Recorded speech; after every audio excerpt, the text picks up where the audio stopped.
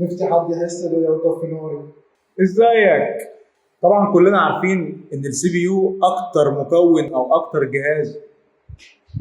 طبعا كلنا عارفين ان السي بي يو اكتر حاجه في المذر بورد او في جهاز الكمبيوتر بتاعك بتاخد كهرباء كبيره جدا وبتطلع نار مش حراره. طب نعمل ايه عشان نبرد الحراره اللي خارجه من السي بي يو دي؟ احنا عندنا ثلاث انظمه من التبريد. اول نظام اسمه الووتر كولينج، تاني نظام اسمه الاير كولينج. الاير كولينج ده بيشتغل ازاي؟ ان انت عندك زي مروحه كده، حاجه اسمها هيت سينك اند فان، مروحه صغيره كده تتحط على السي بي يو بتاعك، وساعتها بتاخد كل الحراره اللي خارجه من السي بي يو وتطلعها من المروحه وتطلع بره على طول. وده شكلها. ليه بقى اسمها هيت سينك اند فان؟ لو جيت ترجمتها ترجمه حرفيا هتلاقي ان هيت سينك دي معناها بيمتص الحراره، يعني او امتصاص الحراره. عارف الريش الحديد اللي موجوده دي؟ هي دي لما بتحطها على السي بي يو الحراره بتخرج من السي بي يو تقوم لازقه في الحديد او في الريش الالومنيوم بتاعه الهيت سينك دي. الحراره تتنقل تقوم رايحه فين؟ للمروحه، المروحه تعدي الحراره العاليه دي وتقوم مطلعها على بره على طول. عشان كده اسمها هيت سينك اند فان. ده كده اول نوع في الاير كولينج.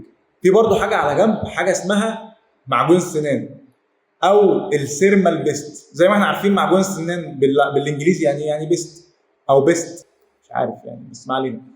فالسيرمال بيست دي وظيفته ايه؟ ده عباره عن معجون، بس معجون حراري بيتحط على السي بي يو وبيمتص كل الحراره اللي خارجه من السي بي يو عشان يخلي السي بي يو بارد وفي الحراره الطبيعيه بتاعته.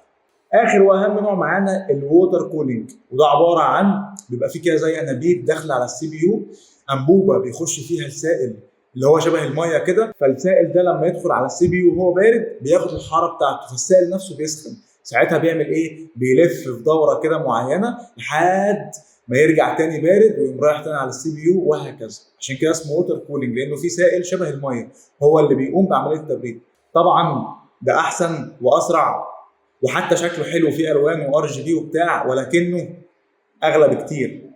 بس اكتب لي بقى في الكومنتات انت نظام التبريد بتاعك نوعه ايه. ما تنساش دبلومه الاي تي هيلب ديسك موجوده دلوقتي، بتتكلم عن اساسيات الكمبيوتر والشبكات والسكيورتي، وكمان اشهر المشاكل اللي هتقابلك لما تشتغل ان شاء الله في اول شركه ليك كاي تي هيلب ديسك او كاي تي تكنيكال سبورت. وكمان هجهزك انك تعدي من اول انترفيو ليك. ممكن تبعت لي رساله على الرقم ده او هتلاقيه في الديسكربشن، انت هتلاقيه وخلاص.